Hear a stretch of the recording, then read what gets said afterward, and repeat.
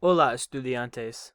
Ahora voy a hablar sobre el patrimonio cultural de Perú, Machu Picchu.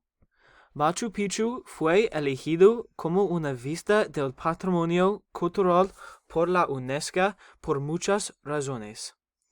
Para comenzar, Machu Picchu es una vista histórica que ha existido durante cientos de años.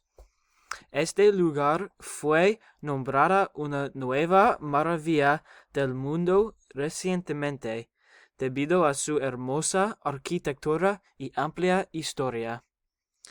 El sitio también es una gran atracción para los turistas y lo trae mucho dinero para el gobierno peruano. Para continuar, Machu Picchu cuenta con una amplia variedad de vida silvestre como alpacas, lamas, pequeños mamíferos y muchas especies de aves.